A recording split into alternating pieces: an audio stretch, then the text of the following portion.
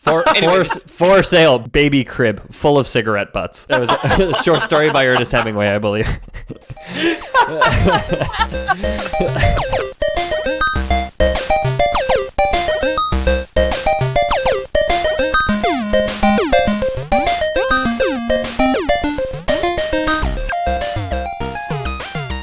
Lore Boys here. The internet's number one fake history podcast, making a return to the Tau Empire of Warhammer 40k fame. I'm your host, Ethan Palmer, as you probably could have guessed by the fact that this is a Warhammer episode. Although I guess if you knew us well enough to know that I would be doing the Warhammer episode, you probably know my voice by now. With me is Peter. That's true. Yeah. Hi, my name's Peter O'Donohue. I don't cover Warhammer. I have thought about doing the Sisters of Battle, but I just don't. I'm James, and I'm bought. Okay, none of that picked up. That didn't pick up. Yeah, that was bad. Right? Okay, I'm James Miller. I was at the bottom of the well, but I just clambered out. Oh, that's where he was. Okay. Yeah. It sounded like somebody kept floor. opening and closing the cap on the well as you were trying to speak. 'Cause it was just, Discord noise gate. They just literally put a physical cap on the top of the well every time. yeah, exactly. Yeah. Scene in the first Ace Ventura when he's sliding the glass door, Exactly screaming. like that. Yeah. Exactly like that. Yep. This is a part 2 episode, so do check the description for a link to the first one on our site, or you can look up the Tau Lore episode. Maybe it's Tau Lore part 1 in our feed, and listen to that one before you listen to this one, probably. If not, you might be a little lost.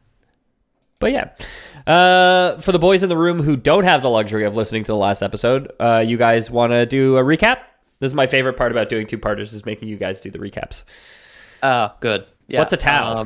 Not a cow. It's not a cow. Not a cow. No, they got hooves though. They may or may not have hooves, and I will disclaimer for your guys' sake, I did fuck this up royally in the last episode and said the Tau were the Kroot, but the Tau aren't the Kroot. The Tau are their own thing.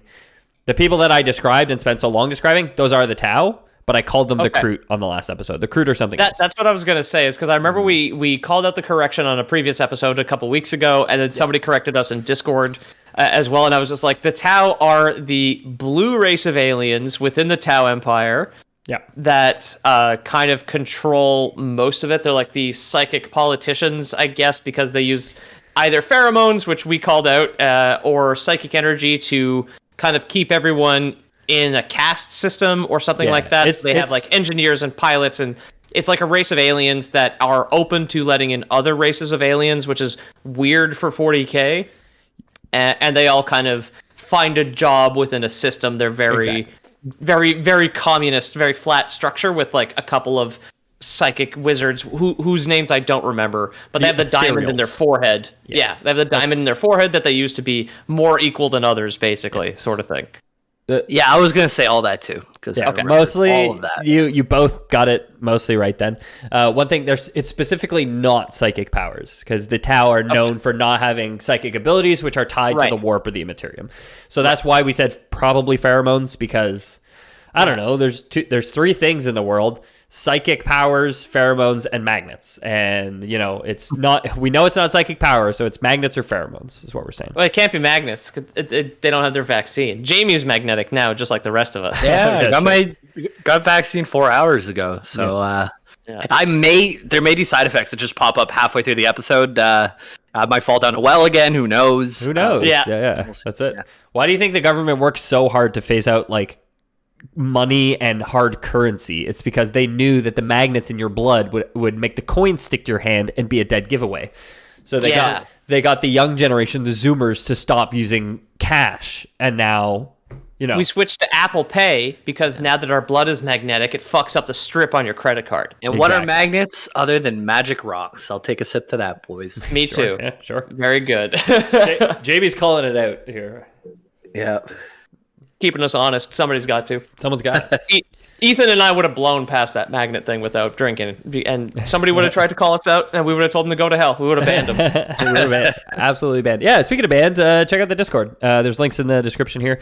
I know we're 5 minutes into this episode, so if you stuck around this long, for us to still be plugging our socials is a little bit, but Peter pretty much hit the nail on the head. Here's what I have written.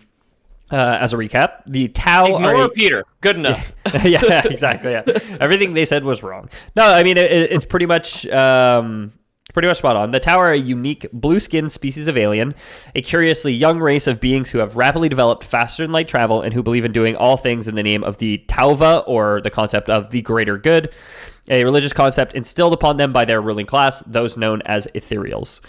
The Tau Empire has been around for about 6,000 years. So in the 40K universe, Jamie, how many years has there been in the 40K universe? So if we start at 0, if you ignore the 8,000 years that the Emperor lived before 0, how long have we been around in the 40K universe? Do I have to minus, is it 32,000? Or no, it's 40K. No. You were trying to make it easier for me, but okay, 40,000. It's actually I was trying to make it easier for you, but I was also trying to trip you up because it's actually 42. Like we're in like 41, 745 or something when this is taking place. So Warhammer 40K should be named at this point in the canon Warhammer 42K is what I'm trying to get at here. But then there was a problem with Take-Two Interactive and their subsidiary, exactly. which is Take-Two 2K Games, so they didn't want to get that all mixed up. Yeah, okay. They didn't want to think it was 40 companies of 2K games. Right. Yeah. No, instead, they'll pawn 40 shitty basketball games on you each year. I want to get the basketball Marine Army next. Frankly, they're one of the Chaos armies. The basketball Marines are pretty good. Yeah, Steph Curry, he's really good long range and short range. Like he can do the layups if you get up close with him, or long range. He'll hit those 3-pointers and he'll knock your towel right down. Yeah, he's the Primarch of the army. Is that and then Yeah. Dude, he hits on threes. Like, it's crazy. Yeah. So the Tau Empire's been around for about 6,000 years. Relatively short, all things considered. When humans, in a very real sense, have been around for 200,000 at most, 10,000 at minimum. Like, we've been around longer than the Tau at this point. And they're already have mechs and travel to the stars and all these other fantastic things. Which, listen to our last episode if you want to hear more about that. Throughout the course of their expansion, they subjugate lesser races like the Kroot, whom I mistook for the Tau on the last episode, and also the Vespids, who Pete correctly called out are like wasp people, who, again, we talked about last time. You can listen to episode 1 again if you forgot all the fantastic things that I told you. There's a lot of wasps in Montreal this year, and they're everywhere. And there are. It's something about the Queen, like, has gotten everything she needs for the season, so she just sent them all out. And, like, you see single wasps everywhere you go. Like, they try and land on you. They don't bite you, but there's a ton of them. There's articles about it. I didn't read them, though. I did read. This is Jamie reading just the headline, going onto a podcast and spouting the headline. No. He has gone full Joe Rogan on us. He's ready for Rogan. That's it. That's all you need to do. He's qualified. I didn't even read the headline. Someone told me there was an article about it. And that's my extent. I heard about it on the Joe Rogan Experience. Yeah. Wasp venom was the cure the whole time. Yeah, they're just all wandering, though. Careful for wasps. Yeah, we need the Tau to show up and subjugate them so they start working for the greater good and not the greater evil. Yeah, I mean, they're standing on the side of the highway with their bindles and their, one of their 2 hooked feet, like, up in the air. Don't pick up a wasp if you see one. The Queen got all she needed. We'll sting for muffins. Like, I just want 1 drop of warm Pepsi. That's all I need.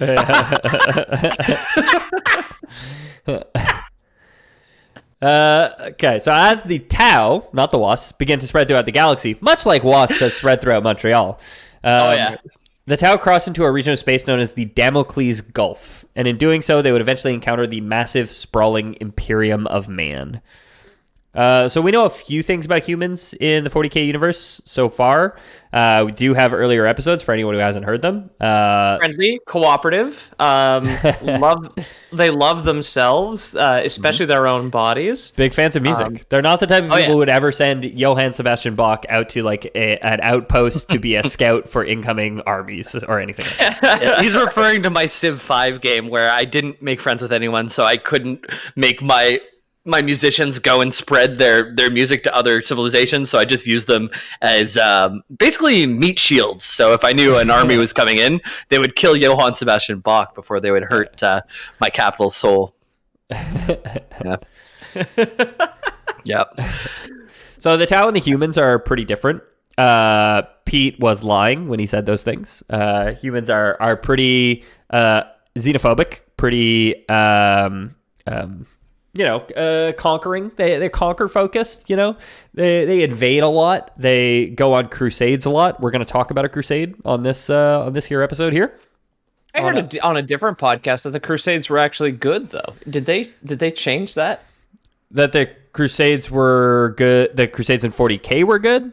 No, I'm fucking kidding. I'm talking about like the actual ones in the 1000s, like 1098 or whatever. Do they call it 1000s? Are we in the 2000s right now? Technically, I guess it's the 21st century. I mean, that's true. Yeah, of the 100 century is 100 cent.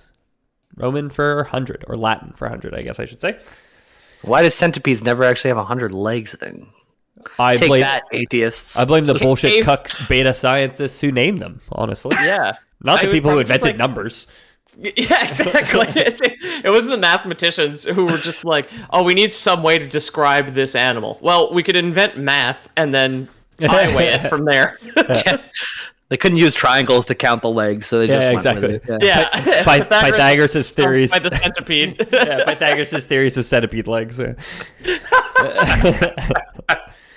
the Tau and the humans are pretty different. Like I said, the Tau believe in the Tauva, the concept of greater good. They want to preach the good word and indoctrinate people to believe in their way of life. Humans are like, we're going to kill you if you're not a human. Much more so in that field.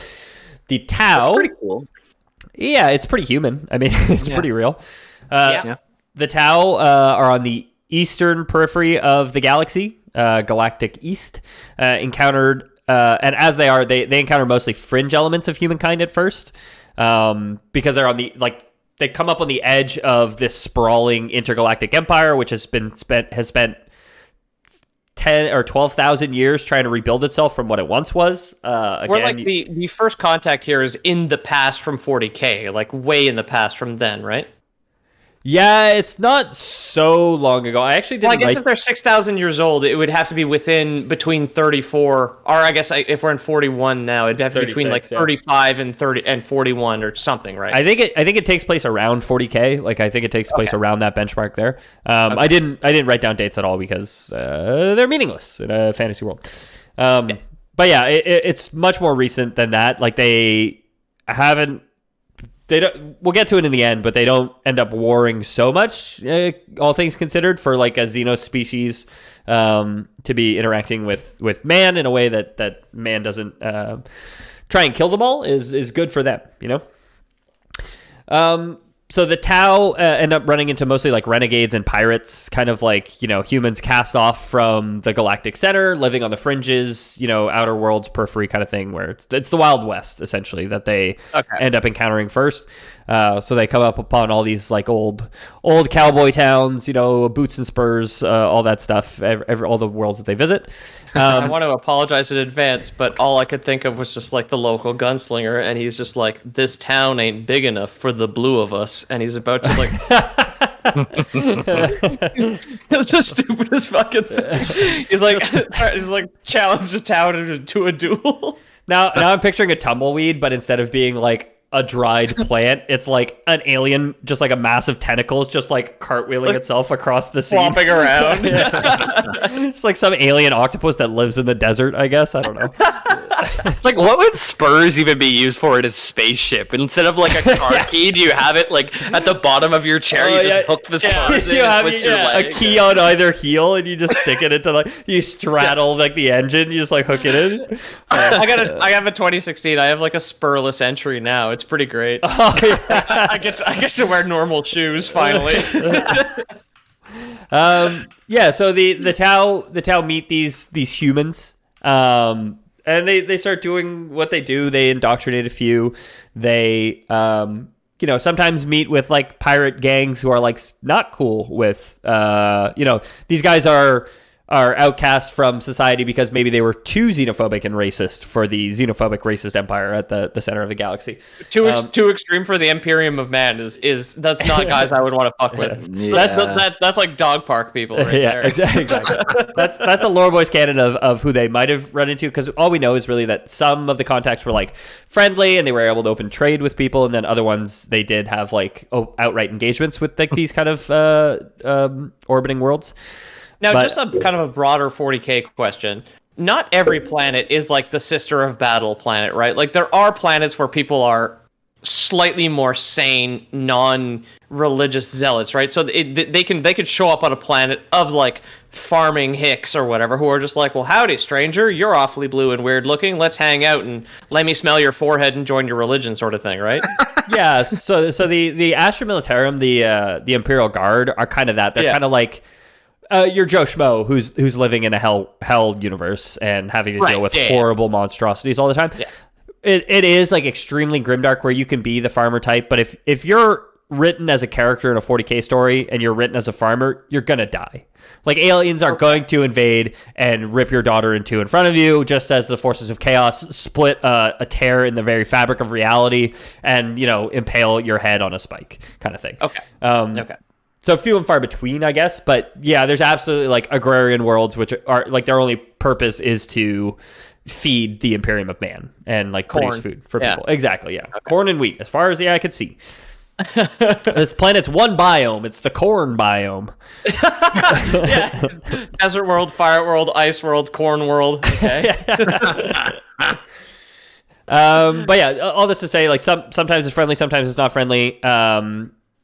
Eventually, the Tau Watercast, who we talked about in the last episode, they're the ambassadors of the Tau. They make good like merchants and envoys, things like that. They go out in search of these human settlements to convert people to the Tauva and the Tau way of living their lives. Picture, sorry, for like the corn world, I just picture like, how would you guard that? Like, do you have scarecrow mechs walking around, like making sure everything's fine? Yeah. Oh, like just like one day, this like alien UFO like lands, and then just like these giant alien crows get out, and all the farmers just like, oh no. The scarecrow mechs go out from their T-pose and point their arms forward, missiles coming out. So eventually the Watercast is sent out to kind of assimilate some of these other worlds, no longer just like making trades with them, but to actually convert them to the Tau way, because they have no concept of this like giant looming threat of utmost destruction at the hands of the Imperium of Man, kind of just like behind these fringe settlements. Took a look. You okay, oh Jamie? My god, dude, that went down the wrong pipe. I almost died. I had to mute myself. There's not even any alcohol in this beer, dude. Like, I just don't know how to drink. Yeah. So yeah, they start converting people. And after years spent making contact, the Watercast eventually comes to understand that these disparate factions were but slivers of an incomprehensibly vast superpower in the galaxy. So they're like, oh, there's this like semi-intelligent alien race. Let's convert them. We've converted semi-intelligent alien races in the past, right? Yeah. We did it with the Kroot. We did it with the Vespids. We did it with a bunch of other ones. So the Crow people. The Crow people. Yep. Yeah. Just because they kept eating our corn. We had to teach them that eating corn is part of the greater bad. They'd be the Corvids, that's the easy name for that. For the Crow army, for 40K. The Corvidians. So there's a message from the Corvidians from you. They say they're out of seed. Yeah, just it's just like a scroll. It just says caw caw caw on it. Yeah, we will return. We will answer in kind. So the Tau start working on it, and then one day they're like indoctrinating a guy, and the guy's like, "Yeah, man, the Tau, that's great. We should let like the entire Imperium of Man know, let them know the good ways." And the Tau's just like, "The what? Excuse me?" Yeah. And it turns out these periphery worlds were but the tip of the proverbial iceberg.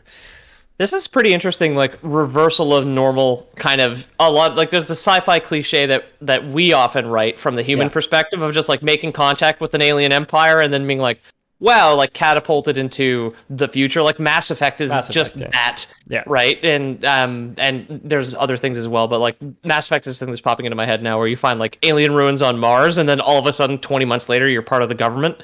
Yeah. Whereas like this is the reverse, where aliens are making contact with our vast empire and having the exact same experience, which is pretty cool. Again, it's very much the tower, like that nascent race of like they're rebabbies in the, you know, they still believe in the greater good. They still believe that, you know, they still believe in rainbows, essentially. Yeah. Whereas in the Imperium of Man, rainbows have been outlawed. Yeah. Well, you can't really see that far up in the sky, what with all the smog on the Forge worlds. Yeah. Smogs don't make rainbows.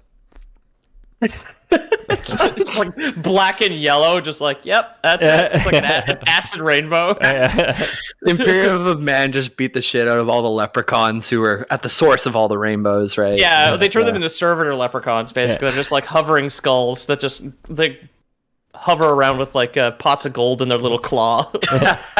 It would be like an entirely black and white rainbow with just like one line of blue in it. I feel like, you know, ultramarine. Oh, for the ultramarines, or for the thin blue line that dumb people have in the back window of their pickup trucks. I was thinking that too. Yeah, I was thinking the same thing. Yeah. Oh yeah, thin blue line, the ultramarines that keep us safe. Yeah. Exactly. I mean, there's a parallel there. We don't have to get into it, but. So yeah, there are those of the Tau who want to take a shot at the big dog and be like, okay, well, there's a bigger empire out there. Let's go. Like, we got guns. Let's take them on. You know, no problem. You can get these pamphlets to Terra, dude. Trust me, it's gonna be fun.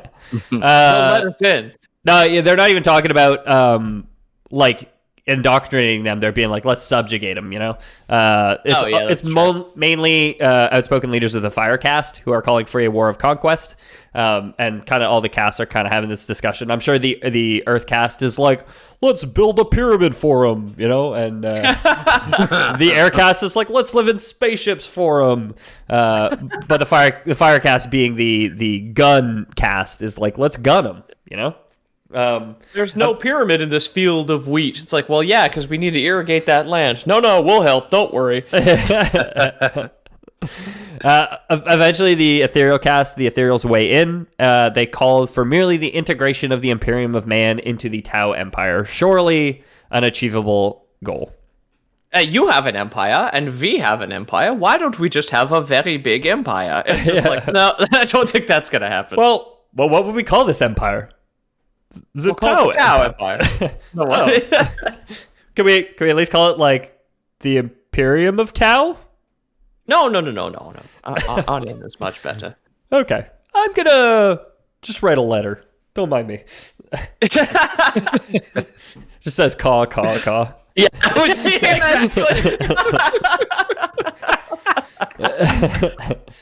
So the orders were simple. The orders from on high were simple. And the first step starts with some good old-fashioned diplomacy. The water castes were to align themselves with some of the dissident human planets and provinces, and over the course of decades, insinuate themselves with the leaders of those planets, known as imperial commanders or planetary governors. So it's literally just like, hey, go converting people to the Talva, just make yourself useful, make yourself a presence there, and become buddy with the ruling powers. The mayor. Yeah, exactly. Yeah. Thanks parental guardian or whatever you said. Yeah, exactly. Is this colony over 18? Can I speak to this colony or this colony's guardian? Yeah. Oh, you say you don't have one? Well, perhaps I could be your daddy. Smell my forehead. Yeah. Come here, little child. Put your nose against my forehead. That's the creepiest fucking. Oh, no, it's okay. It's a pheromone. I promise, no psychic powers. It's like the little, like those like old timey French perfume bottles that had the little like air bladder that little spritzer. I was thinking scratch and sniff, like you had to kind of dig in a little bit. And I'm thinking of the flower on a clown's lapel. Where do you squeeze though? It's inside its coat. That's where it becomes really creepy. Is where you ask the little child to squeeze. Thanks to the approach laid out by the Ethereals, the influence of the Tau was able to spread much further into the Empire than they would have with a full frontal assault, as advised by the Firecast. With no one calling the cops, it spread unchecked until they began to interfere with something more important than a few disparate colonies' leadership. Eventually, as the Tau influence spread, people stopped trading with the Imperium's merchant cartels. Hot Topic was on the verge of going out of business. Okay. Oh no. Basically, what caused the Imperium of Man to take notice of this like alien race that's been kind of being a big presence in some of these people's lives is the fact that they stopped trading. Like they stopped asking for corn. You know, and they're like, we got corn planets, and they're like, no, these guys got corn planets. They don't even need scarecrows. They just got the crows on their side. It's incredible. The crows are part of they're part of the greater good now. Yeah, exactly. They redid crows. Yeah, you guys wouldn't believe it. It's crazy. It's Crows 2. It's amazing. Yeah, there was so many crows today on the soccer field because it rained. I guess they're getting worms. I wanted to go down and feed them and see if I can get them to recognize me so I could have like crows on my side, you know? They do that, eh? They'll figure out who people are. They're like crazy intelligent. Yeah, so, you know, if you ever got a few minutes, like, just go make some friends out of some crows. You never know when it might come in handy. Yeah. There's like a great story from the BBC, or maybe it was an Australian story about a little girl who trained mocking-jays to like fetch her baubles. Cool. And I just saw a video somebody posted on Reddit.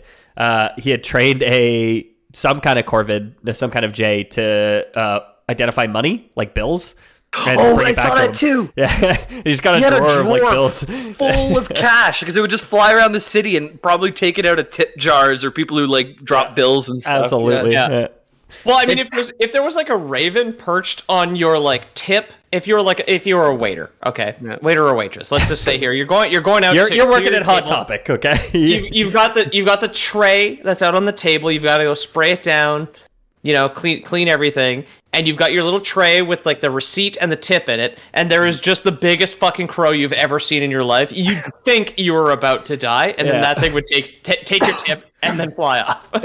Yeah, that's how you make your passive income, though. That's like the Sigma male grind set, you know? Like, you just get a crow, you teach you how to steal money. No, Sigma male grind set's still goddamn Bitcoin. The Alpha Brain is the fucking crow thing, because you and nature are working together, and there's nothing more alpha. Guys, we can't go down another Alpha Sigma rabbit hole, okay? I had to cut 40 minutes out of the last episode. It's too much, okay? All right, we'll finish it later. Yeah. Too hard to cut around. Take this off there. Yeah. So the Tau had been training crows to not only steal money from people, but to train other people. The crows were training humans to stop trading with other humans and instead trade only with crows. Strange alien technology was flowing through the markets, and forehead diamonds became all the rage. All of this was, of course, in direct violation of Imperial law, and Daddy God Emperor surely would not take kindly to it. This, however, was anticipated by the Ethereals. They figured that it probably wouldn't last forever. This, hey, we're just assimilating your people. Be cool, bro. Approach probably wouldn't work forever. I don't think that would work for most governments, let alone the Imperium of Man. Exactly. So even the apple-eyed Tau were not so naive to think that they would just get away with it. Yeah. Okay. So they execute Order 66, and upon a score of Imperial worlds, Watercast envoys and ambassadors began to preach the greater good word, and they found many human populations very willing. So now they're being like a little more forceful in their conversions and being like, no, you got to submit to the greater good now. Now it's time. You know, we've been friends for a while, Bill, but it's time that you join my religion or get the fuck off my planet. And Bill's like, you gotta buy some Tupperware or you gotta stop eating the onion dip right now, Susan. Yeah. Okay. Yeah. Bill, do you see this contract? It says you signed over the parental rights to the planet, okay? I'm dad now, okay? Bill, you can either be one of my kids or we can throw you into the vacuum of space, okay? That's the deal, Bill, okay? Yep. Sniff this flower on my lapel, would you? the pink cloud straight into his face is like, oh. All right, now put her there. And he's got like one of those buzzing things in his hand. Okay, so are the Tau just like mischievous mimes? They are now, yeah. Lorboy's canon, they are. Okay. Some affiliation with crows. So. they can create like invisible barriers, but it's not psychic powers. Okay, they can create like an invisible box, but it's not a psychic power. It's just stink powers. Now I'm just fucking imagining like a bunch of Tau getting out of a tiny car, and there's just like a swarm of crows pouring out of it as well. I was imagining terrifying thing. I was just imagining like a Parisian mime spraying pheromones all over a crowd of people, like watching. They're not actually doing anything; they're just convincing people that they saw something with the power of stink. Like The power of stink. I like that. So the rebellion would begin shortly. Planetary governors declared themselves free of the Imperium, wanting instead to spend Christmas with their cool new blue-skinned stepdad. The Tau Empire expanded as the human worlds entered the fold, and these worlds became known as the Farsight Enclaves. I was thinking we would get to the Farsight Enclaves a bit more today, but I ended up cutting some stuff. But basically, there is like a playable faction of the Tau in the actual tabletop game. Where you can play as like the Farsights, and there's a Commander Farsight, and they're cool. They're known people. Not so much Farsight on your side then. If we didn't get to the, you got me. Or I'm looking very far. Maybe I'm looking farther than this episode. I don't know. You've had a 1,000-yard stare this whole episode, so it makes sense. Yeah. I was just thinking of Gary Larson's The Farsight, which is like just like the goofy newspaper comic on whatever planet. Do you mean that season of the future or something? Yeah, well, it's the Tau comic that's about like cows and dinosaurs and shit. Yeah, and probably crow aliens, and like he would have a joke about farmers on a planet made of corn with crows suddenly landing, and it would like the caption would just be like, "Brenda, get the shotgun" or something, This is an ill omen is a much more Gary Larson. Ill Omens Part 7 or whatever.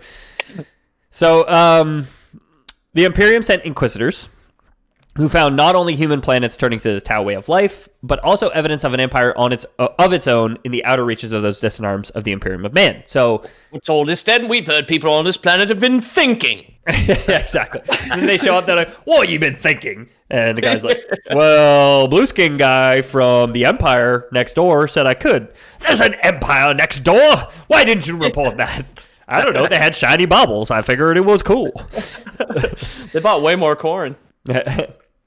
A cardinal of the world Brimlock, name of Esau Gurney, called for an imperial crusade to be launched to purge the fringes of alien life. So again, is a cardinal a type of corvid, or it's not actually. Okay, That's fantastic. Yeah. I wish, boy, do I wish. The Crodinal, Esau Gurney of the world Brimlock.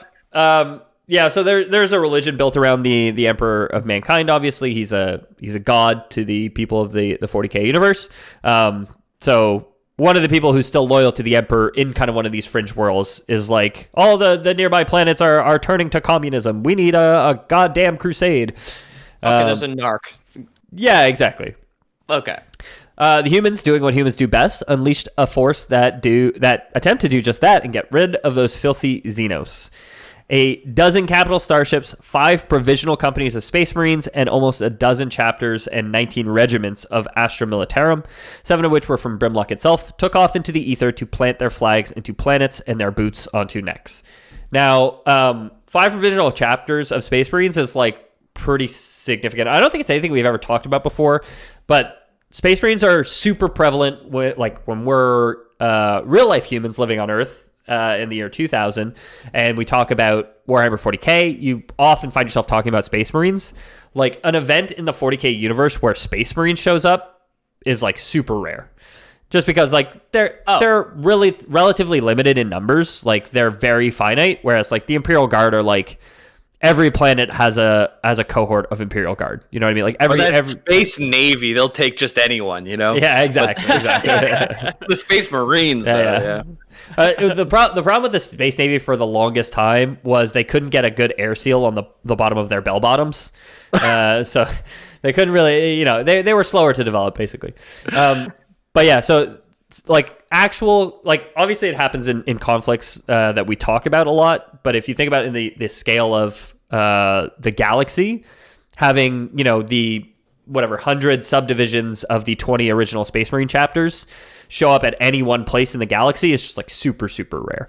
And there's 5 provisional companies of Space Marines that show up to this crusade. So it's pretty well stocked, all things considered. You know, they're pretty well bolstered. The crusade first reasserted Imperial rule in several of the rebellious post-Imperium worlds, where those implicated in treating with the Tau were summoned to a court juried by the furious Crusaders, of course. They basically went to planets, kicked out any aliens that they saw, or killed any aliens that they saw. And then any humans that were there were put on trial, and they played judge, jury, and executioner in that trial, and basically said, like, did you talk to any aliens while we were gone? And, you know, Bill's like, no. It sounds like like any kind of trial in 40K is just kangaroo court. It's completely over. Exactly. Yeah. He's just there, shanghaied out of his bed. He's got like a fake diamond, like resting on like a little crown piece that he's got over his forehead. Like, I don't know what you're talking about, aliens. Yeah, the jury is entirely scarecrows. I can see them. They're in the room with me. Now, Mr. Defendant, is it or is it not true that when we came to arrest you, you said good day? Now, I'll have you know that there's no such thing as a good day in the Imperium of Man, my good sir. Like a crooked cop arresting someone and like dropping a little glitter on their forehead. And he like plants the Tau thing. I love how every lawyer since the Futurama Super Chicken is just like a Southern gentleman. Or is that from To Kill a Mockingbird? Is that where that started? It's definitely didn't start with Futurama. Futurama was definitely spoofing like the small town country lawyer. Yeah. I don't know where it started originally because I don't think. I'm blanking on his name right now. It starts with an Atticus Finch. Atticus.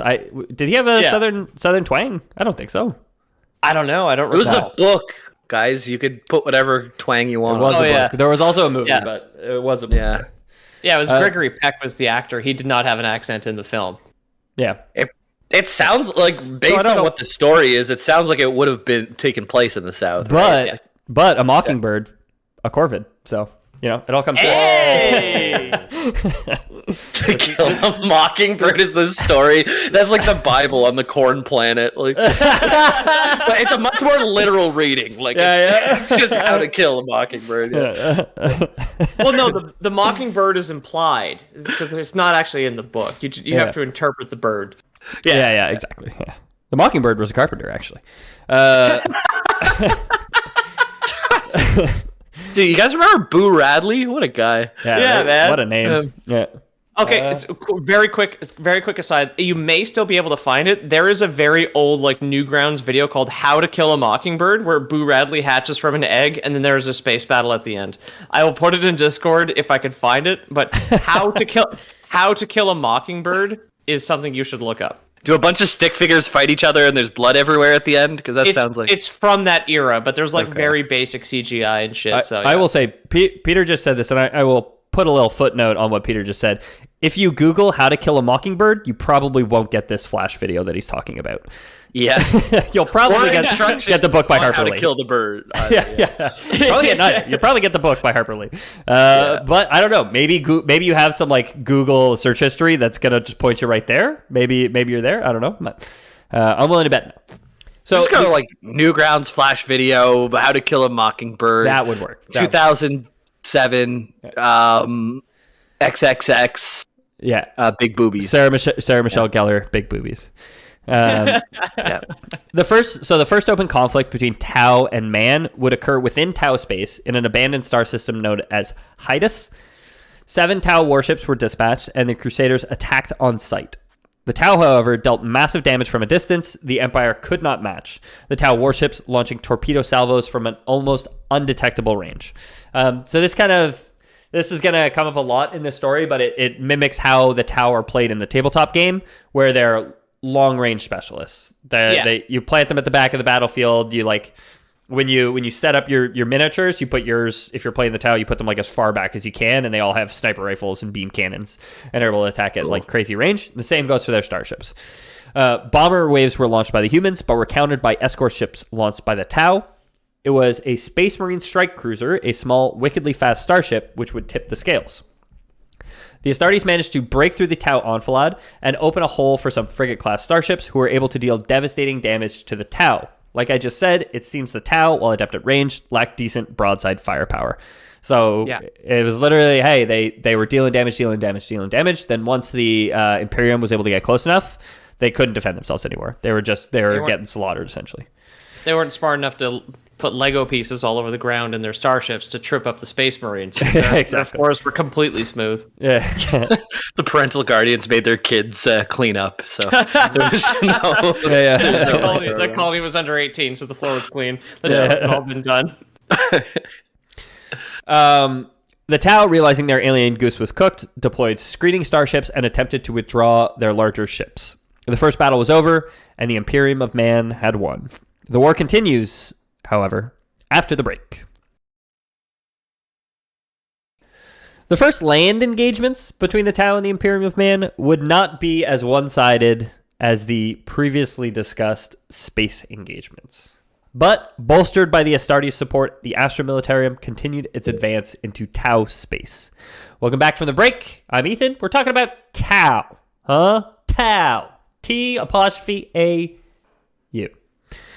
If for some reason you skip to the middle of your podcast to see, like, I wonder where this one's going. Or maybe you paused. Maybe you're like, hey, I do need a new cigar fridge, which I assume was the ad you just heard. And are like, you just spent the last 40 minutes looking up reviews for cigar fridges, or humidors, I think they're called.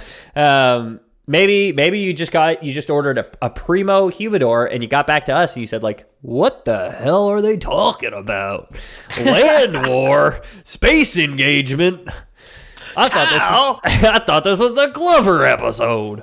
I want to try a cigar. I haven't had a cigar in a very long time, and I don't know if I've ever had a good cigar. Go to Stogies. The Lore Boys does not condone the smoking of cigars, despite how much we talk about them. I think I'm the only tobacco smoker on the show, and you can all shame me for that. That's fine by me. I will, thank you. Yeah, I will, but only in private. I will do as I usually do and call you at 11 p.m. tonight to let you know what I really think. Don't worry, before you go to bed.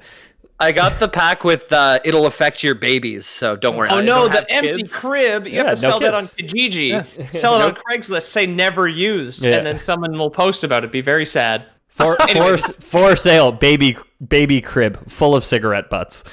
That was a short story by Ernest Hemingway, I believe.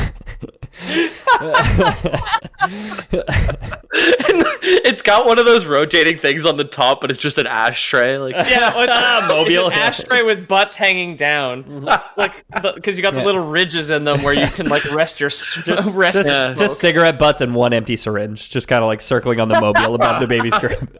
The gentle like spinning of the smoke would probably help put a baby to sleep, though. Just watching it kind of drift off to that would be pretty. Yeah. And their pile of cigarette butts. Yeah. So 7 million Tau are lost at the Battle of Silkel? SY''L''Kell. Oh my god. Cycle. S-Y''Y'? No, SY''L''Kell. SY'L''L. Cycle? Okay. Silkel? Yeah. I don't know. I like living in Quebec. My name with one apostrophe gets butchered every day. I would love to see a Frenchman try that one.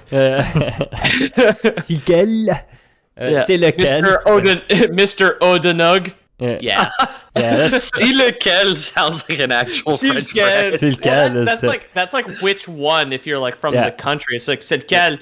That's straight up French. Straight up Quebecois at least. Right. So the Astra Militarium is the Imperial Guard, the humans, the Imperium Man are advancing through through Tau space. Now that they've left reconquering human worlds in the past, they conquer Silkel, but they kind of have their first conflict on land because they actually conquer this planet.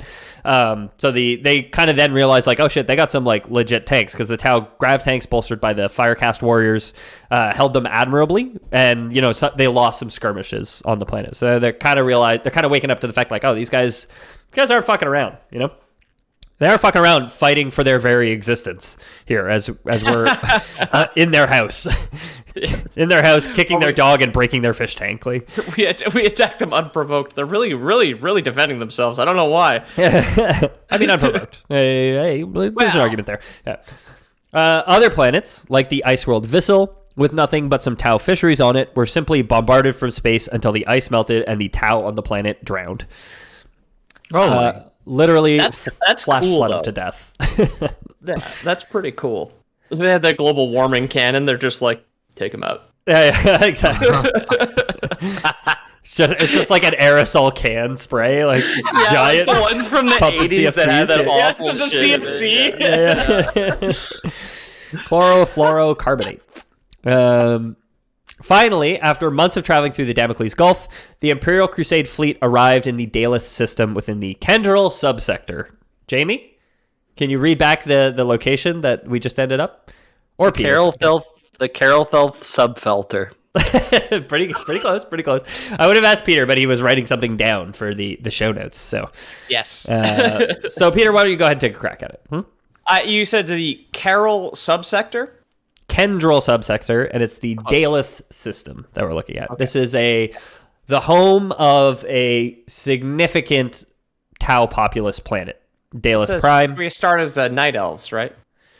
Yeah, exactly. Yeah. Just north of Kalimdor. So the outermost planet in the system, Prayen is Prayen. I don't know. Prayen. There's an apostrophe in every single one of their names. It's a little silly. I'm going to say Prayen because they're praying for succor from these gosh dang humans, huh? This outermost planet, Prayen, was protected by a Tau orbital space station intended to provide the first line in a layered defense for the system. Now, above previous planets that that the Imperium of Man has taken out, there's been these orbital defense stations, and they haven't been that impressive. They've been pretty lackluster, I guess, pretty milquetoast, if you will. Yeah. The Imperial fleet kind of overconfident, orbital, like picket fence. They're just like, that'll get them. Yeah, exactly. Where does milk toast come from? Because I know it's spelt with the Q and not the milk, but is it literally like it's just as boring as milk on toast? I don't know. I've never looked up the etymology. Caspar Milquetoast was a popular American cartoon character created by H.T. Webster. The term milquetoast has since come to be used for a meek or timid person. Okay. I thought it was just the two most boring basic things, like milk and toast together. It was the class I started with in Bloodborne. Like, that was it. Yeah. So the Wikipedia page for milquetoast is the two sentences I just read you. Then it says milquetoast may also refer to. It talks about some other things, including milquetoast, the class available in the video game Bloodborne. Then it says, see also milk space toast, a dish consisting of buttered toasted milk, which sounds horrid. It's like milk steak. That is the whitest dish that has ever been created. I swear. It sounds like something that was invented in Britain during the Blitzkrieg. Yeah, just some fussy child out there would not have her spaghetti bolognese, and so the parents were just like, okay, we'll give you more toast with butter and milk, I guess. This is the only thing you'll eat. So it's like, well, the English, they liked French toast, but they hated the French, so they just took the egg out of there and they got milk toast. The egg is the Frenchest part about that. Well, that's the only thing that makes it French toast, I guess. Cinnamon. Right? Maple syrup. No, cinnamon is optional. Maple syrup's optional. I agree with Jamie. It's eggs and toast. that's and egg milk toast. Egg milk bread. Yeah, is the toast. bare bones recipe. Right, bread. Yeah, because toast. It's not really toast until it's done. Welcome to the French Toast episode of the Lore Boys. Welcome back from the break where you heard about Cinnamon Toast Crunch, premier cereal from General Mills. Should we get into club sandwiches next, or what? Wow, it's been a long time since we brought up club sandwiches on this show. I had one last week. I will not talk about this. Oh, I love club sandwiches. They are good. I miss them. Yeah. So the Imperial fleet coming up on Prayen proved too casual for its defenses. Perhaps overconfident from their previous victories over the Tau in space. The first salvo of heavy railguns mounted to the orbital station hits them with a devastating impact, crippling one starship as a dozen Tau starships round into view from beyond the planet Prayan. So it's like the Tau aren't fucking around now. They're like the Imperials have been like, it's been pretty easy so far. This time the Tau showed up, you know? All their other orbital fences had like the gate with the lock on the inside, but it had like the little hook on it. You could just reach over and unlock it yourself. They had like a little string running over the fence that you just pull on. Yeah, exactly. Yeah, all their diagrams are drawn in 2D, but space is 3D, so you can It was a really tall picket fence, okay? The Imperial escorts engaged the orbital station while the main battle fleet swung to engage the Tau starships. Arriving piecemeal through the Tau long-range volleys, the Imperial Navy nonetheless began to win out once again, once they'd gotten close enough to engage effectively. So again, they're proving they take damage, but once they get within the defenses, it's kind of over for the Tau, it seems like. This time, however, the Tau don't retreat. They don't deploy screening ships, and they don't pull back. They're engaged with them in kind of close quarters combat, even though they're losing. They stand their metaphorical ground behind their metaphorical picket fence. As the Tau starships were slowly ground down, the Imperial escorts were taking heavy losses against the orbital station as the transport ships of the Imperium closed on the planet itself. So they're trying to land their ground army on the planet, right? That's like the whole point of this, is to control the planet, and you can control the space above it, I guess. I don't know. As they did, however, a Kroot war sphere, built for ugly up-close fighting, appeared as though from nowhere in the midst of the transports. So now the armies are at risk. So like the ground troops are at risk all of a sudden. Kroot war sphere I included in this because it reminds me so much. It reminds me so much of two things. Reminds me of a double-ended butt plug, which I think is the more accurate description of it. But it also reminds me... Go ahead. Never heard of that, but okay, yeah, let's move on. I don't know if it's a thing, but you can picture what a double-ended butt plug looks like. Yeah. Yeah, it'd be like the two teardrops facing themselves. Exactly. It's just two plugs. With the handle in the middle, right? You need a big taper in the middle so you don't lose the whole person in the other person's butt, right? Yeah, that's the safe way to do it. You don't want to get it under that muscle shelf, right? It also really reminds me of Axel from Twisted Metal, the guy who's just standing there T-posing with the two wheels on either side of his arm. Oh, man, that was a fun episode. We watched all the intros on YouTube after. That was a hoot. That was a hoot. Yeah. So the troops are trying to land. The transports are trying to get to the planet Prayan to land on it. But this Kroot war sphere shows up. Axel from Twisted Metal shows up and starts wreaking havoc. The troop ships scattered, but the Kroot war sphere dealt them wicked damage as they tried to flee. Disengaging from the Tau starships, the Retribution-class battleship Blade of Woe spun to engage the Kroot ship and save the transports. The Imperium eventually would crack the Tau defenses at Prayan, but the cost of it was exorbitantly high. This was a very costly engagement. It was described as a Pyrrhic or Pyrrhic victory. Yes.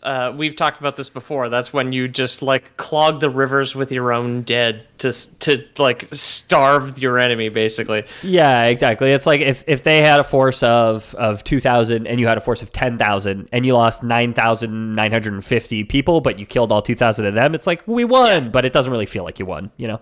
Pyrrhus was like a Greek or Roman commander in the BC times or something. Yeah, he was a Greek king in 326 AD. There we go. He was also the alternate name for the son of Achilles, Pyrrhus. Pyrrhus meaning fire, and Achilles' the son was named that for his fiery red hair.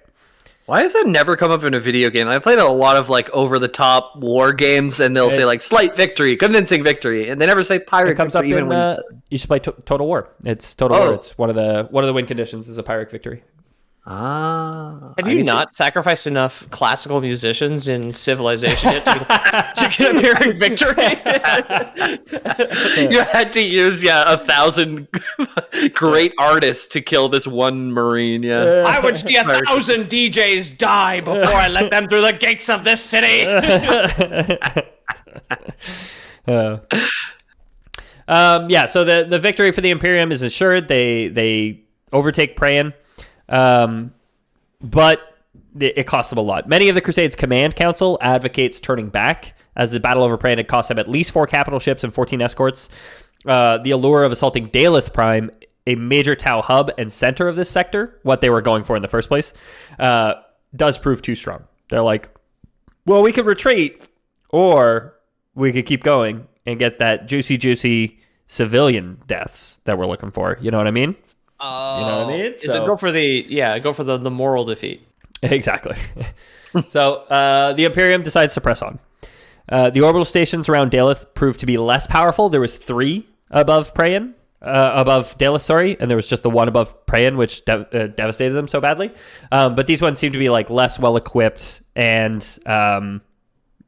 they were probably more cautious too after the last encounter. They were like, maybe we shouldn't just like walk at those things, you know?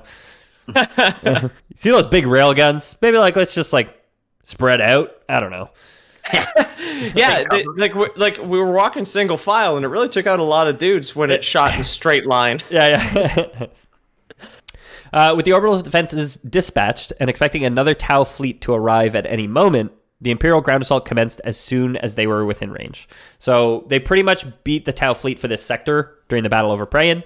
So there's not really any space defenses from what they're doing, but they do want to capture this planet, so they're not willing to just go the way of sinking it under ice flows with their global warming ray. Okay. The first Imperial invasion force soon stood outside the first of a huge number of Tau cities. The full force of the Crusade was deployed, and the invasion began in earnest.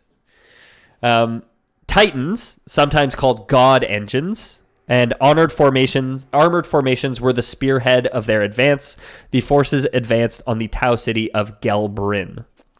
Titans are like the biggest unit you can get if you're playing like the tabletop version. I'm pretty sure Games Workshop doesn't sell them, but they have like an affiliate company that makes like the really big models. Like if you get like a 1.5 foot tall model, it's like another company that makes it. But I actually do know this. There are some Titan models made by GW, like internally out of the plastic that like my Sisters of Battle and your orcs are all made out of, all that shit.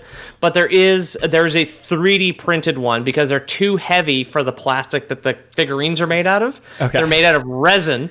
And if you want to look, there is a guy on YouTube called Midwinter Minis who does like painting tutorials or like just a bunch of like mini painting stuff. He's pretty great. He has a Warlord class Titan 3D printed model that the hand of the model is bigger than his wife's hand. Yeah, it's huge. You can get like 6 foot Tau body pillows too, I think. Yeah, for sure. Yeah. Well, the Games Workshop body pillows are all bullshit because you have to like sew them up and like stuff them yourself. Yeah. Let me press my nose to your forehead, Diamond Senpai. Son, what are you doing in there? Jamie, if it helps, you can picture Titans as giant scarecrows. That helps, yeah. I've been picturing every character as a giant scarecrow thus far. Except for the crows, right? They're just giant scared crows. Yeah, well, they're all just a bunch of Southern lawyers, right? Yeah. I declare this Warlord Titan is very much steaming my lemonade. What's amazing is I'm sure that I wrote a Futurama reference into this episode, and I don't know if I've already gotten there and blown past it, or if it's coming up. But I for sure distinctly remember writing that, being like, "Is Futurama relevant anymore? Probably not, but I'll keep this in here." So it may have come and gone, but I do like that Peter got to another one with the space chicken, the southern space chicken. Yeah. So the forces of the Imperium are waging ground war against the Tau city of Gelbrin. They're advancing upon it. As they advanced, they were subjected to the familiar long-range artillery, and they sustained heavy losses in their advance. Units were dispatched from the Imperial forces to take out the Tau spotters aiming for the artillery, but when they tried to engage, they were often ambushed by Tau jump troops equipped with cloaking. So Tau jump troops are like their most elite units. They like have jetpacks. They like jump into the battlefield and are better at close range. These ones had cloaking, so they kept like being like, "Oh, there's a guy with binoculars, and we're getting hit with artillery. Go kill him." And then they like send 2 guys to go kill him, and then 3 Tau guys would show up and kill those 3 guys. Those 2 guys. Yeah. Gradually, the coherency, of the Imperial wedge was broken up. By the time they reached Galbrin, they had broken up and reformed enough to be 3 separate wedges. So again, they were once a spear point fronted by just Titans and some armored divisions. Now they're like kind of more spread out across. Yeah, exactly. But they're kind of like spread out over like kilometers, and they have like different spearheads. One of the wedges was made up almost exclusively of Titans from the Legio Thanataris, but the heaviest of the Imperium's machinery was met in kind by the Taus. The Tau super heavy robot fighting thing is called a Mantis ship. There are super ships of the Tau, and they engage the Titans while the rest of the ground forces lock jaws as well. One of the heads, one of the spear points was fronted by the Astra Militarum, the Imperial Guard. They ended up having fights with Kroot in kind of this like outlying town, and the Kroot were like, it was kind of like city warfare, like, you know, in the streets. And then the Supermarines, or the Ultramarines, or a division of Ultramarines, end up locking jaws with some of those jump troops the Tau jump troops that I talked about. But it does kind of ground to a halt about 20 kilometers outside of Galbrin. The front, kind of the southern or the northern front, would stabilize, and it just ended up being this like long wage, slow conflict now, where they were hoping for a speedy resolution to this whole thing. It was like the U.S. getting involved in Afghanistan 20 years ago, just being like, well, in and out in a couple of months, home by Christmas, fellas. And it's turning out to be pretty ugly in the end. I can't believe it's still September 6th, 2002, guys. So led by General Wendell Gage of the Astra Militarum, the Imperial forces dug in to avoid the worst of the Tau artillery, because now that, you know, the advance is kind of stopped, it's harder to get out of the way of artillery. The Tau night fighting capabilities far exceeded the Imperium's, which is like, we're year 41, 745, and we haven't figured out like how to see in the dark. Flares. I didn't just launch into the sky. This was included in the description of this battle, and I was just like, I don't understand how in the future dark is a problem for us. It's not a problem for our soldiers now, like lack of light. Like space though, there's like a bunch of matter that like they're on a planet. They're in atmosphere. You could like tape like a magnesium strip to a rock and just throw it. You have like a bionic suit. It's a dark matter planet. You just there you go. You can't see nothing.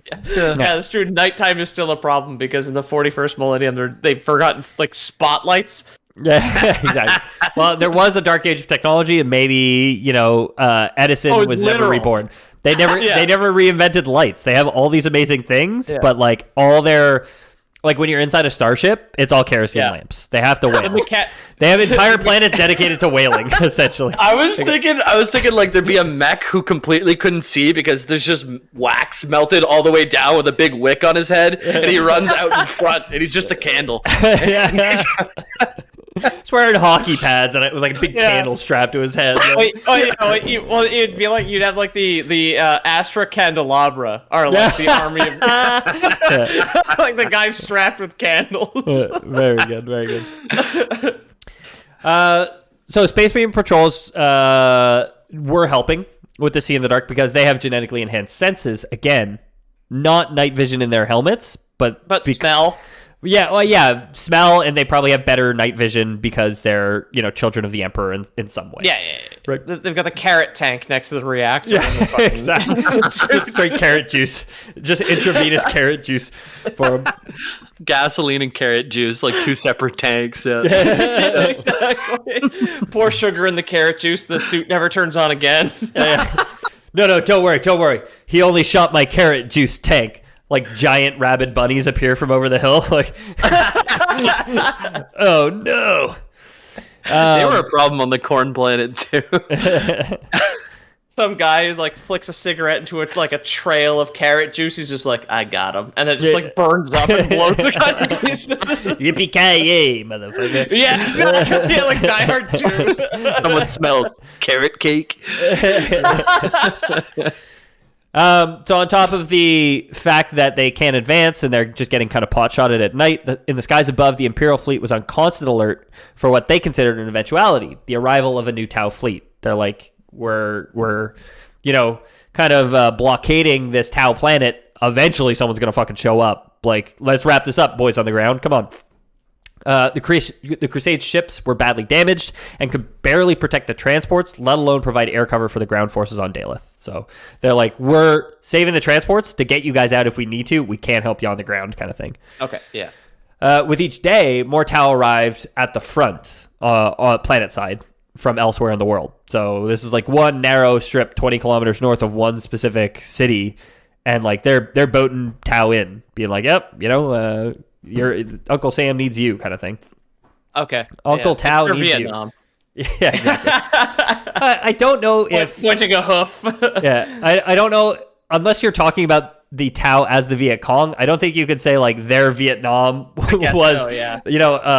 An interplanetary force landing from above and promising them like entire destruction, like entire annihilation. that doesn't sound like Vietnam. It was becoming clear to General Gage that the Crusade might be in over its head. Plentiful reinforcements had been promised to him by the Fat Cats at the center of the galaxy, but none had arrived for him or his forces so far. So when the Crusade got kicked off, they said, you're going on a Holy Crusade. Don't worry. We're getting more guys. We're going to ship them to you in no time. And like to date... That's exactly like the real ones where it's like, well, actually, no, they all kind of just ended up in Venice and got bored. Exactly. To date, and we'll talk about what Venice is and why they don't show up, but none have showed up so far. After speaking with an Inquisitor of the Ordo Xenos, the alien hunters faction of the Inquisition, Peter made a great joke about them, but for anyone listening, there's the alien hunters, the demon hunters, and the witch hunters, which are all different factions of this Inquisition that the Imperium runs, which is basically like, if you're not human, you're not good. If it ain't, white is right. They're the white is right crowd, I think. Or like human is right? I don't know. Coming soon to the Ethan Palmer soundboard.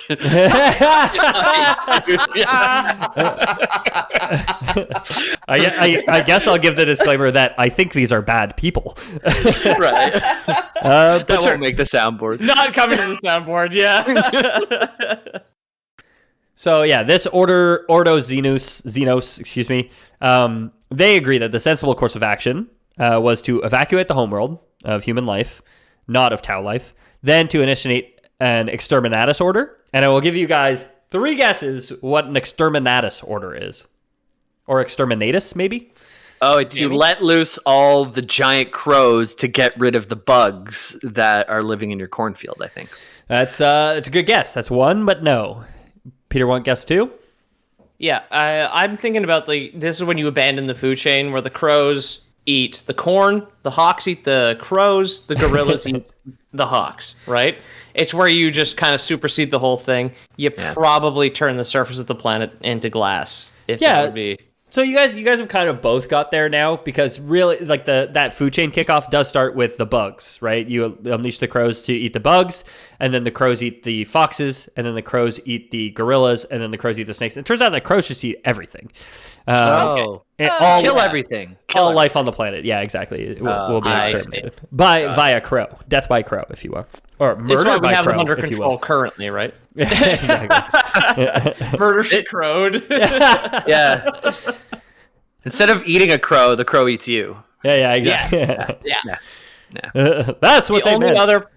The only other person I've ever heard use that expression was this girl I knew from South Africa. She always just, whenever she was like trying to avoid embarrassment, she didn't want to eat crow. And I was like, what? Yeah, eat it. If you eat crow, it's if you're wrong about something and you say something, like if I let's say in the podcast, white is right, and then it turns out that white is not right, then I'll be eating crow because I was wrong about something that I said publicly. I was so worried about getting the phrase wrong that I was worried that I was going to eat crow on saying eat a crow. Right, yeah. Because I never use that phrase. Yeah, there it is. I use it occasionally. It's in a Every Time I Die song, and that's why I know the expression. Oh, okay, yeah. That is the show I was at where I was wearing a t-shirt that said music band on it. Yeah. Eat crow. Dun, dun, is that it? No, Pretty close. Pretty close. Okay. So this order Xenos of the Inquisition, who's there with General Gage on the front outside of Galbrin, has decided that the Tau are clearly too dangerous of a species to continue to exist. So you know what? No more subjugating them. No more conquering worlds. Let's just scorched earth them, kind of thing. These planets aren't worth it because we're sustaining too many losses. They gave people ideas and didn't consult me first. Yeah. In the Imperial Command, however, or I guess the Imperial Command of the Crusade, there was not full agreement. Particularly the Astartes, so the Space Marines. There were those who saw the Tau as honorable enemies, ones who did not deserve to just be purged from space. They're like, hey, they're putting up a good fight. We love a good fight. Don't kill them because we'll kill you. And there's just this 12-foot tall elephant in the room telling you, don't issue that order or I'll kill you. The order doesn't get issued, I guess is what we could say. The talks dissolve into endless arguing, paralyzing the council as General Gage decides on a new course of action. He's like, well, that guy said he'd rip out my spine if I issued the order, so I'm going to think of something else. Maybe I could try being a good general. And it turns out that he just has some like good tactics that let him gain an upper hand. So, that's interesting. It's just like, oh man, this big guy threatened me into trying a second time. Damn it. Exactly. So he forms up his remaining Titans with the Brimlock regiments and assaulted the right flank, splitting the defenders and trapping a host of them against the sea. So he managed to parcel off a good section, like drives the spear in, kills those defending forces because they have their backs against the ocean. Gage's artillery opens up, and the Imperial Navy launched their fighters against the Tau airfields, a costly move, but one that kept the Tau aircraft from the front. And the Tau aircraft were persistent and difficult to deal with, so they said, like, hey, you're going to take heavy losses. You just got to go in there and just stall them. Like, just stall them over there so our ground forces can get more work done, kind of thing. Yeah. The Imperials took their objective within a few hours, a town outside of Galbrin with a bridge across the river to the city. For the rest of the day, a running battle was fought through the Daleth suburbs, or the Galbrin suburbs, and at the end of the day, the Imperials were only 5 kilometers from trapping tens of thousands of Tau between the city and the sea. There's those sweet civilian casualties we were looking for. We got them. With their backs against the wall, the Tau withdraw overnight and fall back to a new defensive line beyond Galbrin. So now the Tau have been like, okay, this thing that we've been fighting over, that you contemplated just, incinerating all of us from space over, we're giving it up. This one city, okay, it's yours. We got more cities. We're going to let this one go, kind of thing. So by morning, the Tau were gone, and the city, besides for some lurking crew, firmly belonged to the Imperium of Man. They quickly secured the starport outside the city, and since the Tau defenders had retreated so far, they had an excellent opportunity for the successful evacuation of Imperial forces from Daleth Prime, and General Gage meant to take it. He's like... A starport? That's the right side of the city, right? Yeah.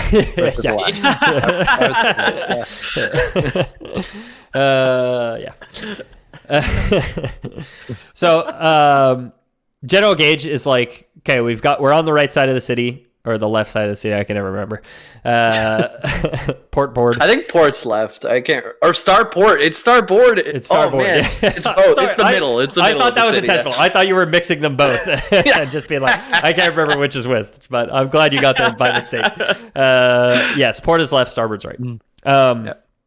So General Gage is there, and he's like, okay, we have an opportunity to get troops off the ground here. We're bleeding heavy losses. Like, we can't sustain this campaign from down here. So he's like, let's pop up. Let's go. No exterminatus order. Let's just get out of here. He was opposed by members of the Inquisition and the Adeptus Astartes, the 12-foot guy in the room. CIA who had some stake in this. The 12-foot tall guy is like, well, no, I didn't want to blow him up from space because I want to fight him. So let's stay here and fight. Forever, if possible. The point, or the argument, I guess, was rendered moot when an express astropathic order arrived in late 745 Millennium 41 from Inquisitor Fidus Cryptman. The order was to withdraw immediately and return to Brimlock with all available forces as quickly as possible. Is this like the telegram system where it's just like, or this is the like the space carrier pigeon to get like a direct message to the general? Exactly. They throw a pigeon into the warp and hope it comes out at the right place. Yeah, of course, naturally. With its tiny bird-sized mailbag tied to its little bird leg, and it's just like.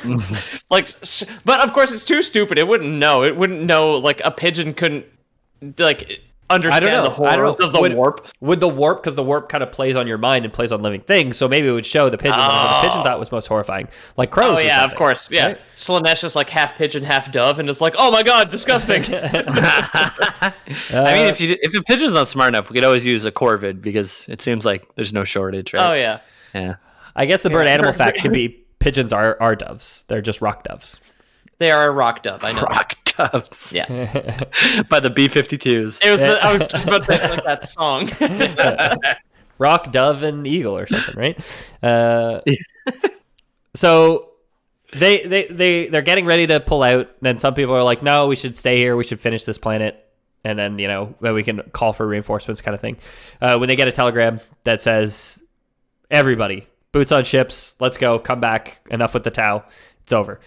The Tyranid had arrived in the Milky Way galaxy for the first time. So this is the first time mankind has encountered the Tyranid, and they've shown up somewhere, and they're like, fuck your blue boys, like, get home. Okay? Yeah. This is interesting. This ties into an old episode that we have about the Tyranid already. Yeah. It's High Fleet Gorgon. They were considered a more pressing threat than the relatively soy boy culture of the Tau. It didn't help that the Segmentum command had lost faith in Gage winning a quick victory over the Tau. So it was like, it's taking too long already. You guys should have gained more ground. We don't have reinforcements to send you. We know it's going to be a failed campaign. Just get home. Like, we need your help over here. Oh, that's cool. It's like you get caught smoking weed by the cops, but some guy with a gun goes running by, and you're like, phew, that was close. Yeah, I love it. I love it when that happens. Yeah. Next time, reefer head, says the cop before he gets back into his car. Some guy runs by being like, so glad I escaped from the asylum. Now I can go to the mall. And he's just waving an AK. Woo, thank God. Wildly into the air. Maybe that weed was a little strong. I remember that situation. So the Astra Militarum and the Astartes legions, they follow orders. They're good soldiers. They pick up and leave. It's noted by Imperial historians that the Tau in this moment probably could have blockaded the Crusades' retreat, or they could have interfered with the evacuation of Daleth Prime itself, and probably obliterated this Crusade force. But as an enlightened species, the Tau decided instead to open a diplomatic dialogue with the Imperium. Waterboy's at it again. The Crusade forces were allowed to withdraw, and the Firecast swiftly reclaimed the Tau Sept worlds, which had been lost at the outset of the conflict. So they retained the post-human worlds, which they had originally conquered, and sparked the whole thing. So they did gain some ground in it all.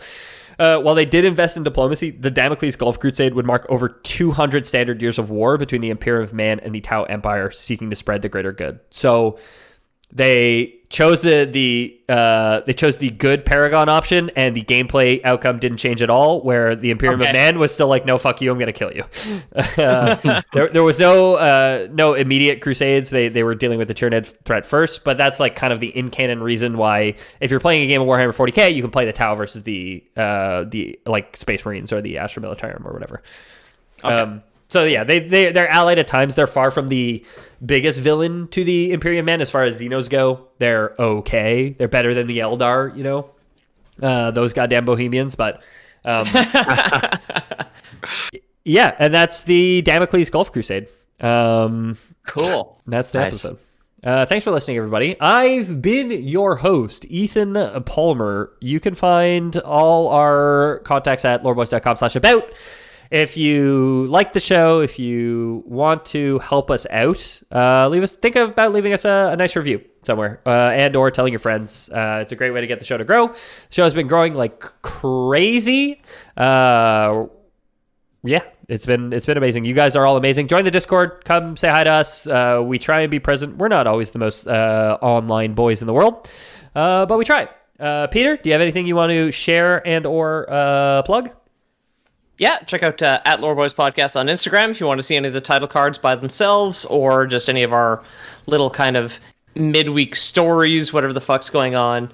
Yeah, I'm getting dental surgery tomorrow, so I might be too whacked out on painkillers to finish anything right away. But that never stopped me. So maybe you'll be more inspired. Yeah, I don't know what it's going to be like when I'm drooling blood. So we'll see what happens. Pete just has one really, really big tooth, and they're taking it out. Yeah, it's got to go. They said you're too wise for one man. Jamie, anything you want to share with the class? Yeah, so get in that Discord, go to the About page. We have some people who joined this week are like, we finally did the About thing, checked out the About page. I know you hear it each week, you don't always do it. Someone finally did it, and as they're listening to us, they're able to talk to both me and Peter at the same time, and it was really cool. So if you want that type of experience, I definitely am in the Discord almost every day, so get in there. And if you are a patron too, you get extra roles. You can be in channels that get extra attention from us, although I'm pretty available in most of those things, and we can talk about behind the scenes lore boy stuff where not just anyone can see it. So we can talk about which boys we've kissed and such and so forth. The boys, me. I mean, yeah, it's both of you. I'm pretty sure I've kissed both of you at some point in my life. Kiss hell, yeah. No, definitely. Yeah. Yeah, I'm a podcast host. I'm not exactly sure how RSS feeds work. But there should be a description to this episode somewhere, and it should have a link to the Discord as well if you want to skip the About page. But loreboys.com/about should have all our socials. As we said before, we're not super active on most of them, but you can't reach us.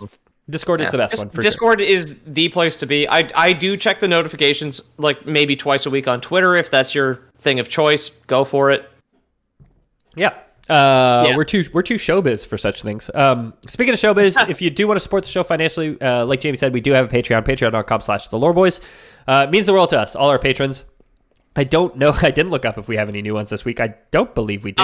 Not for this recording. I'm on top of that shit. Don't worry. As Loreboys treasurer, it is all good. Everybody has been credited for their needless support of the show. It's totally good. Yeah, we gave Pete the treasurer role because we treasure him. The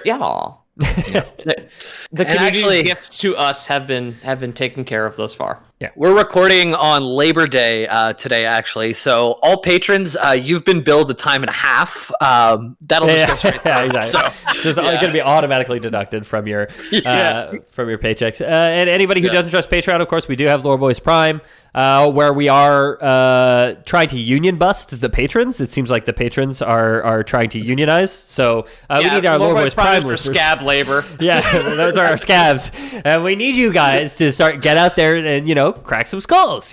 Put some teeth in the pavement, kind of thing. Come on, what are we not paying you guys for? I mean, holy moly! So do sign up for Lore Boys Prime. Get yourself a stick wrapped in a newspaper that you can disguise so it doesn't look like a weapon. Or a spray can with CFCs in it. Yeah, enough CFCs to melt the ice caps on a planet and drown a whole bunch of union guys.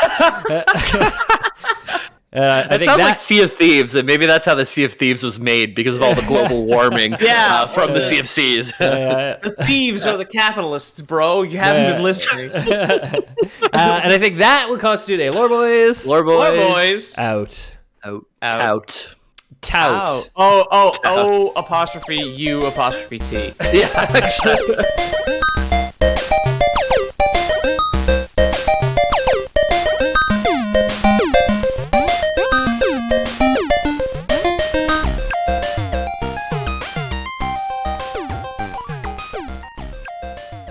You guys love Fed Smoker, but this isn't the Fed Shoker's mom's house, okay, Jamie? Jamie, don't pull out your tooth. Oh, sorry. Yeah, I have a little flosser. Oh, it's a flossy fork. Jamie, I ask if you're ready to start recording, and you decide to start flossing. Not the cool kind in Fortnite either. Okay, we didn't start yet. No, we've been hot for a little while now. Oh. I want to floss in front of MLK. I was gonna say exactly that. Yeah. I'm gonna go. Catwoman whips me. Yeah, so I'm gonna go pay my respects at the colored drinking fountain by learning to floss properly. Oh.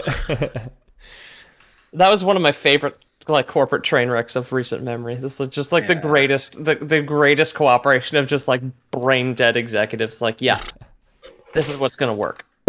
So put that guitar away, young man. Hey, there will be no rock and roll in my Christian high school. Thank you very much. Yeah. Today's episode, fucking Footloose. All right, ready. Let's go. Jamie's finger loose. He's Kevin Bacon, but he fingers the neck of a guitar. Yeah, dude. WT fuck did you just say, dude? My name's Ethan. If Jamie's gonna finger anything in my presence, it better be a guitar or a violin. Yep, dude. I've been. I don't know, dude. I was gonna say a joke is stupid, so I play the guitar. I'll just say that. Cool. Yeah. Great. Yeah. My name's Peter. If I wanted Jamie to finger anything in my presence, it would be the perp of a crime if he and I were witnesses at the lineup thing behind the glass. Sure. He could finger the perp. Yeah, sure. I don't know why he'd put his fingers inside the butthole of a person suspected of doing a crime, but if that's what you want, Peter, that's your fantasy. My name's Ethan. I'm downloading Spelunky 2 right now. Spelunky 2 looks pretty poggers. Try and steal from the shop owner, but see what happens. It might be good, might be bad. Spelunky 2, more like Spunk on Me 2, right? That's a porn thing or a sex thing. Yep. Haven't heard of it. Yeah, Pour Some Sugar on Me. Who sings that? The one-armed man. Sugar on me.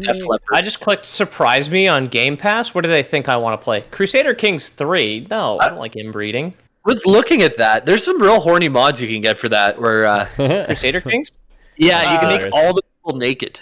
Alexi is currently making on purpose to see how far he can get without his bloodline just falling to pieces. Just an incest empire. Yeah, the Habsburgs. The Habsburgs did really well for themselves. Okay. Yeah, they did. Yeah.